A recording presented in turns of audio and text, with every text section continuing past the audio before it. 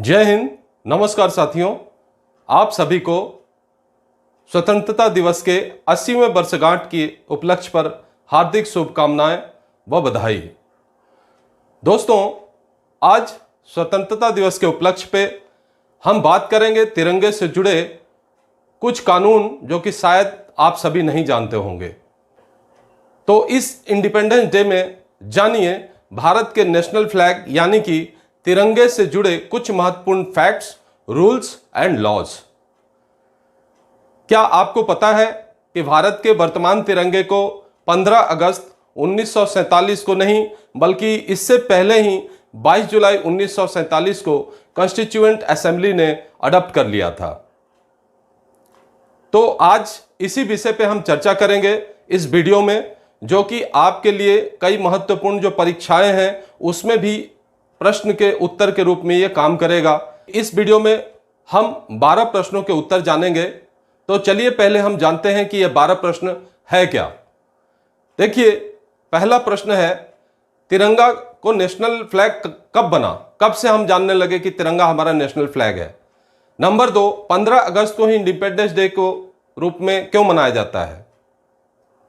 Number 3 प्रश्न है कि लाल किले से ही तिरंगा क्यों फहराया जाता है? नंबर 4 प्रश्न है कि 15 अगस्त और 26 जनवरी को फ्लैग होस्ट करने का तरीका अलग अलग क्यों है? 5वां प्रश्न है, घर पर रोज तिरंगा फहरा सकते हैं या नहीं? 6ठा प्रश्न है, तिरंगा खराब हो जाए या फट जाए तो उसका क्या करना चाहिए? नंबर 7, क्या तिरंगे को कपड़ों पर पहनना अपराध है? और अगर अपराध नहीं है तो किस प्रकार से इसे धारण करना चाहिए? नंबर 8, क्या अपने कार पर तिरंगा या नेशनल फ्लैग लगा सकते हैं? अगर लगा सकते हैं तो इसे किस दिशा में लगाना चाहिए? नंबर 9, तिरंगे का अपमान करने पर कितनी सजा हो सकती है भारतीय संविधान एवं धारा के हिसाब से? नंबर 10, तिरंगे के 3 वास्तविक जो रंग हैं उनका अर्थ क्या रहने वाला है? और नंबर 11 जो प्रश्न है वो ये है कि नेशनल फ्लैग को हाफ मास्ट कब किया जाता है, यानी कि आधा झुकाया कब जाता है? और अंतिम प्रश्न जो रहेगा वो है प्रश्न संख्या 12, क्या तिरंगे को फहराना फंडामेंटल राइट है?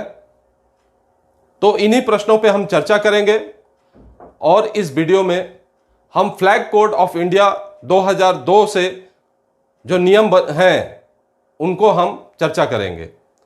और इसी के साथ यहां पर जितने भी हम नियम की बात करेंगे वो prevention of insult to national honour act 1971 और सुप्रीम कोर्ट के कुछ महत्वपूर्ण जजमेंट से जुड़े पॉइंट्स को लेकर चर्चा करेंगे। और लास्ट में आपको तिरंगे को फहराना तथा तिरंगे के साइज को किस तरीके से मापा जाता है कि यह सही है या गलत है, कि टेलर को आपने बता दिया और टेलर ने किसी भी साइज का सिल के दे दिया, तो उस पर हम बात करेंगे। पहला प्रश्न यह है कि हमारे वर्तमान तिरंगे झंडे को कब अपनाया गया? अगर आपका जवाब है 15 अगस्त 1947 तो ये पूरी तरह से सही नहीं है। भारत के वर्तमान नेशनल फ्लैग को 22 जुलाई 1947 को कॉन्स्टिट्यूएंट असेंबली में अडॉप्ट किया गया था, यानी कि इंडिपेंडेंस के लगभग 3 सप्ताह पहले पंडित जवाहरलाल नेहरू ने नेशनल फ्लैग संबंधी रिजोल्यूशन कॉन्स्टिट्यूएंट असेंबली के सामने प्रस्तुत किया था। आपको एक जानकारी और भी दे दूं कि इस झंडे का अनुपात 2:3 रखा गया है और बीच में नेवी ब्लू अशोक चक्र इसमें है जिसमें 24 स्पोक्स हैं। इसको भी साथ में ही स्वीकार किया गया था। चक्र का जो डिजाइन है ये सारनाथ के अशोक लायन कैपिटल के एडिटस पे बने रील से लिया गया है। चलते हैं अगले प्रश्न पर। प्रश्न ये है कि 15 अगस्त को ही इंडिपेंडेंस डे क्यों चुना गया है? बता दूं आपको कि भारत के स्वतंत्रता के ओरिजिनल पॉलिटिकल टाइमलाइन जून 1948 तक थी। मतलब हमको एक्चुअल में 1948 के जून महीने में स्वतंत्रता मिलनी थी, लेकिन लॉर्ड माउंटबेटन ने प्रक्रिया को तेज कर दिया। एक्चुअली 15 अगस्त की तारीख माउंटबेटन के लिए स्पेशल जो सिग्निफिकेंट डे थी, क्योंकि 15 अगस्त 1945 को जापान की सरेंडर की घोषणा के साथ सेकेंड वर्ल्ड वॉर के एसीआई जो क्रिएटर था उसमें निर्णायक अंत आ गया था। माउंटबेटन एलाइड कमांड से जुड़े प्रमुख सैन्य अधिकारी थे और जापान के सरेंडर के जो 15 अगस्त 1945 का जो ऐतिहासिक तारीख था उसको मेमोराइज करने के लिए, उसको याददाश्त में बनाए रखने के लिए ब्रिटिश पार्लियामेंट में इंडियन इंडिपेंडेंस एक्ट 1947 जब पारित किया तो उस समय डेट 15 अगस्त 1947 रख दिया। और यही वो तारीख है जब दो डोमिनियंस इंडिया और पाकिस्तान का निर्माण वैधानिक रूप से हो सका और इसका रास्ता तय हुआ। लिए चलता हूं आपको अगले प्रश्न पर। इंडिपेंडेंस डे पे लाल किले से ही तिरंगा क्यों फहराया जाता है? तो इसका भी एक सिग्निफिकेंस है। जो रेड फोर्ट है वो केवल एक मुगल मॉन्यूमेंट नहीं था, कॉलोनियल और नेशनल हिस्ट्री में एक सॉवरेनिटी और पॉलिटिकल अथॉरिटी का पावरफुल सिंबल बन गया था। 1857 के बाद बहादुर शाह जफर और फिर ब्रिटिश इंपीरियल पावर से इसका संबंध रहा है। बाद में आईएनए ट्रायल्स 1945-46 में रेड फोर्ट को फ्रीडम के कलेक्टिव जो मेमोरियल से जोड़ दिया गया। स्वतंत्रता के तुरंत बाद जवाहरलाल नेहरू ने 15 अगस्त 1947 को लाल किले से तिरंगा नहीं फहराया था। पहला जो झंडा फहराया था तिरंगे का वो 16 अगस्त 1947 को फहराया गया था रेड फोर्ट से। उसके बाद रेड फोर्ट से प्राइम मिनिस्टर द्वारा इंडिपेंडेंस डे सेरेमनी एक राष्ट्रीय परंपरा बना दिया गया और हर साल 15 अगस्त को देश के प्रधानमंत्री लाल किले से तिरंगा फहराते हैं। यानी कि स्पष्ट बात यह है कि रेड फोर्ट का सिलेक्शन केवल आर्किटेक्चर नहीं बल्कि कॉलोनियल अथॉरिटी के प्रतीक को इंडिपेंडेंस इंडिया के सॉवरेनिटी के रूप में बदलना था। अगला प्रश्न, क्या आपके मन में यह प्रश्न आया है कि इंडिपेंडेंस डे पे हम फ्लैग होस्ट करते हैं और रिपब्लिक डे पे अनफ्लैग करते हैं, मतलब 15 अगस्त को ध्वजारोहण होता है, वहीं 26 जनवरी को जो है झंडा फहराया जाता है। दोस्तों, दोनों शब्द देखने और सुनने में तो एक जैसे लगते हैं, लेकिन सेरेमोनियल डिस्टिंक्शन को समझना होगा। इंडिपेंडेंस डे पे फ्लैग को नीचे से ऊपर ले जाया जाता है, इसको होस्ट करना कहते हैं और इसी के लिए जो शब्द हमारे पास है वो है ध्वजारोहण। इस समय क्या हुआ, जो ब्रिटिश झंडा था उसे उतारकर भारत के झंडे को उसकी जगह चढ़ाया गया, उसे ही ध्वजारोहण कहते हैं, मतलब फ्लैग जो नीचे से ऊपर की तरफ जाता है। वहीं रिपब्लिक डे पे फ्लैग पहले से पोल के ऊपर होता है और उसे खोला जाता है, यानी कि अनफ्लग किया जाता है। इसका सिंबलिज्म यह है कि फरवरी 1950 को भारत जब पहले से स्वतंत्र था उस दिन अपना कॉन्स्टिट्यूशन लागू करता है और स्वयं को रिपब्लिक स्थापित करता है। अगले प्रश्न पर लेके चलता हूं। नंबर 4 का प्रश्न है, 15 अगस्त पर प्राइम मिनिस्टर ध्वजारोहण करते हैं लेकिन 26 जनवरी को प्रेसिडेंट तिरंगा क्यों फहराते हैं? तो इसका कारण यह है कि दोनों राष्ट्रीय दिवसों का अलग अलग कॉन्स्टिट्यूशन हिस्टोरिकल कैरेक्टर है। 15 अगस्त 1947 को सत्ता हस्तांतरित हुई थी, मतलब ब्रिटिशर्स से भारत को मिली थी और भारत इस दिन को इंडिपेंडेंट डे के रूप में मनाना स्वीकार किया। स्वतंत्र भारत की सरकार के नेतृत्व को प्राइम मिनिस्टर करते हैं। उस समय पंडित जवाहरलाल नेहरू जी प्राइम मिनिस्टर थे, इसलिए इंडिपेंडेंस डे के जो परंपरा है वो हेड ऑफ गवर्नमेंट यानी कि प्राइम मिनिस्टर से जुड़ी हुई है। वहीं 26 जनवरी 1950 को कॉन्स्टिट्यूशन लागू हुआ था और भारत रिपब्लिक बना। तो प्रेसिडेंट भारत के कॉन्स्टिट्यूशनल हेड होते हैं, इसलिए रिपब्लिक डे में इसका समारोह जो है प्रेसिडेंट से जुड़ा हुआ है। तो आपको याद रखना है कि 15 अगस्त को फ्रीडम मिला था, प्राइम मिनिस्टर ध्वजारोहण करते हैं, 26 जनवरी को भारत रिपब्लिक बना था, कॉन्स्टिट्यूशन लागू हुआ था भारत में, प्रेसिडेंट इस दिन फ्लैग को अनफ्लग करते हैं। चलते हैं अगले प्रश्न में, नंबर 5। क्या आम नागरिक अपने घर पे रोज तिरंगा फहरा सकता है? इसका आंसर है हाँ। इसके पीछे एक सुप्रीम कोर्ट का बहुत ही इंपॉर्टेंट लैंडमार्क जजमेंट है। इस लैंडमार्क जजमेंट का नाम है यूनियन ऑफ इंडिया वर्सेस नवीन जिंदल का मामला। 2004 का ये केस है। सुप्रीम कोर्ट ने माना कि नेशनल फ्लैग को सम्मानपूर्वक फहराना नागरिक के फ्रीडम ऑफ एक्सप्रेशन है और ये आर्टिकल 19(1)(a) के तहत एक फंडामेंटल राइट है। लेकिन ये एब्सोल्यूट राइट नहीं है। फ्लैग की डिग्निटी और एप्लीकेबल स्टैट्यूटरी जो रेस्ट्रिक्शन है उसका पालन करना बहुत जरूरी है। नेशनल फ्लैग के डिस्प्ले को फ्लैग कोड ऑफ इंडिया जो 2002 में आया था उसके अमेंडमेंट्स और prevention of insult to national honour act 1971 के साथ पढ़ा जाता है। मिनिस्ट्री ऑफ होम अफेयर्स भी इन्हीं के लिए एडवाइजरी जारी किया था कंप्लायंस करने के लिए। और आपको बता दूं कि नेशनल फ्लैग जो कभी भी फहराया जाएगा उसका सम्मान करना बहुत जरूरी है। अगर नेशनल फ्लैग का अपमान किया जाता है तो इसमें 3 साल तक की सजा का प्रोविजन है। फ्लैग जो है उसको फटा हुआ, फ्लैग कटा हुआ या जमीन से छुआ कर नहीं रख सकते, इसको सही अनुपात में ही फहराना चाहिए। फ्लैग कभी झुका नहीं रहेगा और बहुत सारी कंप्लायंसेस हैं जिसको आम आदमी नहीं जानता है, तो इसलिए ये सब हमें जानना चाहिए। चलिए नेक्स्ट जो प्रश्न है नंबर 6 कि तिरंगा अगर खराब हो जाए या फट जाए तो क्या करना चाहिए। तो देखिए, जैसा कि फटा हुआ झंडा आप नहीं फहरा सकते हैं, खराब तिरंगे को कूड़ेदान में फेंकना अपराध है, इसमें 3 साल का सजा का प्रोविजन है। फ्लैग कोड ऑफ इंडिया 2002 में इस बात का डिटेल में प्रोविजन है।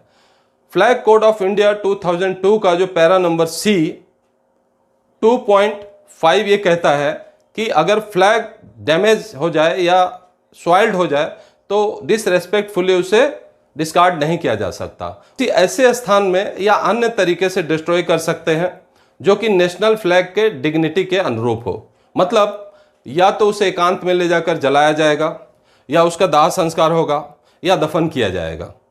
ये बात बहुत ही कम लोग जानते हैं, तो इसलिए मेरा आपसे रिक्वेस्ट है कि तिरंगा झंडा जो एक सामान्य डेकोरेशन का मटेरियल नहीं है जिसे आप गाड़ी में टांग के घूम रहे हो या घर के छत पे लगा दिया, उसे फहराते समय ही नहीं बल्कि उसके खराब हो जाने के बाद डिस्पोज करते समय भी उसकी डिग्निटी को बनाए रखना ये आपकी और हमारी जिम्मेदारी है।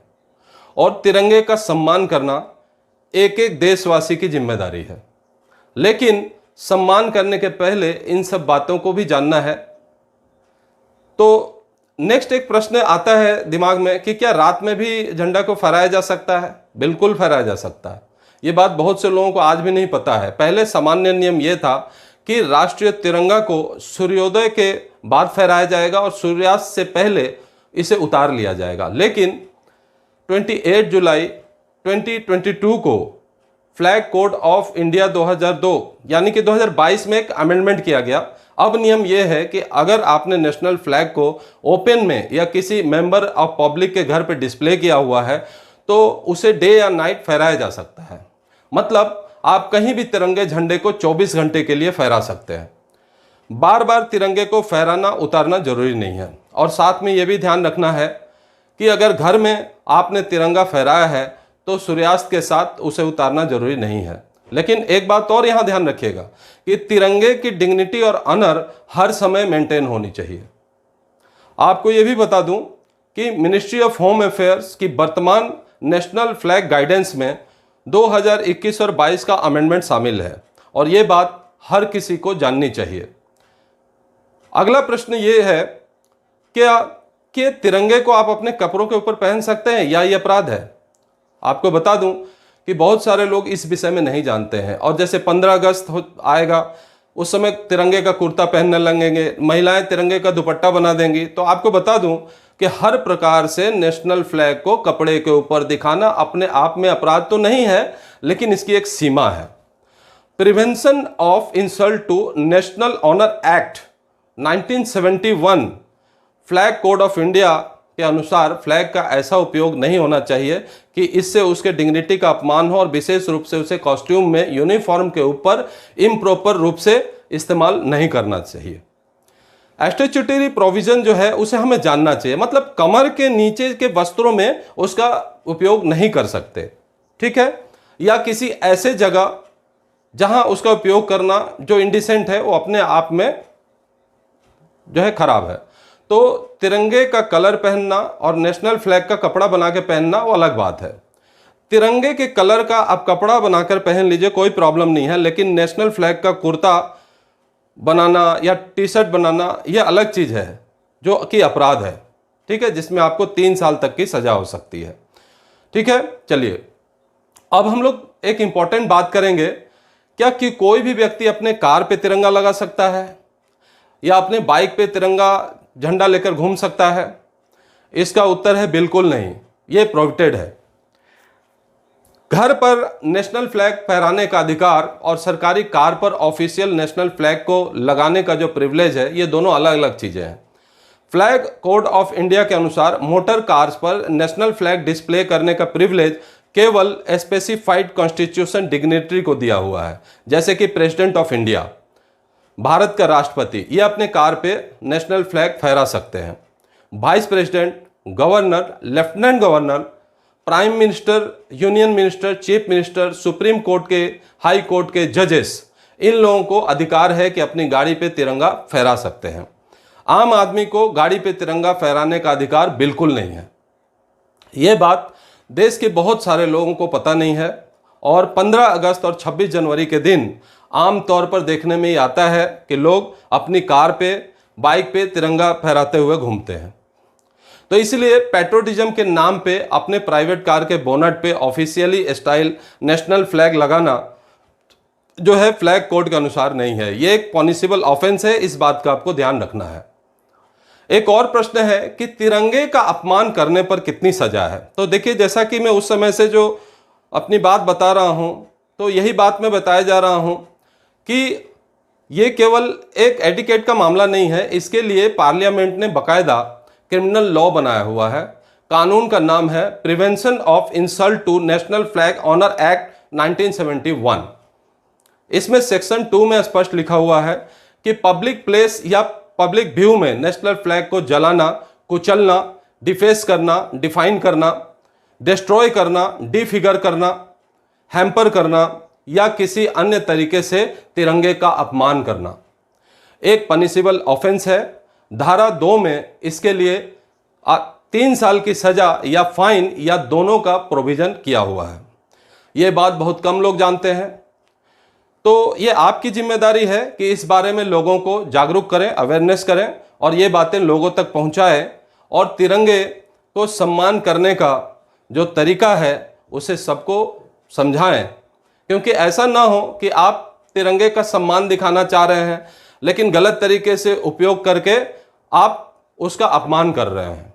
ठीक है, तो अगला प्रश्न यह है कि तिरंगे में 3 रंग है, इसका वास्तविक अर्थ क्या है? क्या आपको पता है कि 22 जुलाई 1947 को कॉन्स्टिट्यूएंट असेंबली ने जब फ्लैग को अडॉप्ट किया था तो डॉक्टर एस राधाकृष्णन ने फ्लैग की फिलॉसफी को समझाया था कि सैफरन कलर जो है वो प्यार का प्रतीक है।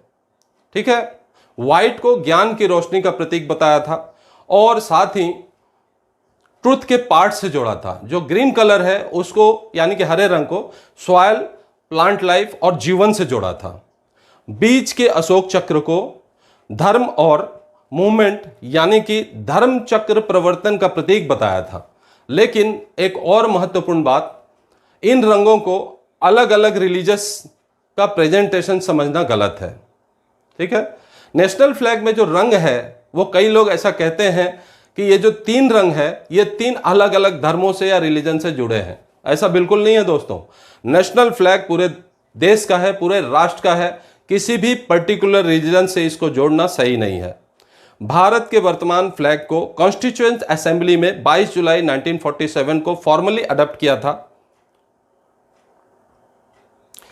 अब आपको ले चलता हूं अगले प्रश्न की ओर। नेशनल फ्लैग को हाफ मास्ट कब किया जाता है, यानी कि आधा कब झुकाया जाता है? तो देखिए दोस्तों, नेशनल फ्लैग को आधा झुकाना, जैसा कि मैंने आपको पहले बताया, झंडा झुकना नहीं चाहिए, लेकिन आधा झुकाया जाता है। ऐसा इसलिए होता है कि किसी भी व्यक्ति, कोई राजकीय व्यक्ति, आप देखिए ये मत समझने कि किसी व्यक्ति की मृत्यु पे आप फ्लैग को झुका दिए, ऐसा नहीं है। गवर्नमेंट के इंस्ट्रक्शन और उसके प्रोटोकॉल के हिसाब से किया जाता है। फ्लैग कोड में यह क्लियर लिखा हुआ है कि झंडे को आधा झुकाना किन किन कंडीशन में हो सकता है। जब राजकीय शोक हो, ऐसे समय में फ्लैग को आधा झुकाया जाता है, लेकिन ऐसा करते समय सीधे आगे तक नहीं चढ़ाया जाता, बल्कि उसे पूरी तरह पीक पर होस्ट किया जाता है। उसके बाद आधा झुकाने का पोजीशन अख्तियार किया जाता है। ड्रिल समाप्त होने के बाद भी उसे दोबारा पीक पर ले जाया जाता है और फिर झंडे को उतारा जाता है। तो इसके अपने प्रोटोकॉल हैं जो आपको जानना चाहिए। एक और फैसिनेटिंग रूल आपको जानना चाहिए कि मिलिट्री फ्यूनरल में कैफिन पे नेशनल फ्लैग रखा जा सकता है, लेकिन फ्लैग को ग्रेव पे या चिता पे नहीं जला सकते। ठीक है, सिर्फ शहीदों के सम्मान के लिए है और उनको उड़ाया जा सकता है, तिरंगे से उनको ढका जाता है। यह चीज आपको जरूर जानना चाहिए। तो दोस्तों, आज की इस वीडियो से मुझे उम्मीद है कि आपको अपने तिरंगे झंडे, जो कि हमारे देश की आन बान शान है, के बारे में कुछ महत्वपूर्ण जानकारियां मिली होगी। अब आगे हम बात करते हैं कि झंडे को कैसे फहराया जाता है, या झंडे को जो उतारने के बाद, अनफ्लग करने के बाद उसे कैसे लपेट के रखा जाता है, और हमारे तिरंगे झंडे का जो साइज है वो कैसे पता चलेगा कि ये इसका साइज सही है, जो हमारे रूल में है उस हिसाब से इसका साइज है, कैसे पता चलेगा। कोई इंची टेप नहीं, कोई मीटर नहीं, कुछ नहीं, आपको सिर्फ झंडे को फोल्ड करके आपको पता चल जाएगा कि इसका साइज सही है या नहीं है। तो ये हम अगले वीडियो में जानेंगे। इन दो बातों पे हम चर्चा करेंगे कि फ्लैग की साइज को चेक करना और फ्लैग को ध्वजारोहण करना और उतारने के बाद उसे चपेट कर फोल्ड करके किस प्रकार तरीके से रखा जाता है। तो अगर वीडियो आपको अच्छा लगा हो तो आप मेरे channel SK fire and safety को लाइक, शेयर, सब्सक्राइब जरूर करें और बेल आइकन बटन दबाना ना भूलें, जिससे कि मेरा अगला नोटिफिकेशन या कोई भी अपडेट आप तक तुरंत पहुंच सके। वीडियो देखने के लिए धन्यवाद। जय हिंद, वंदे मातरम।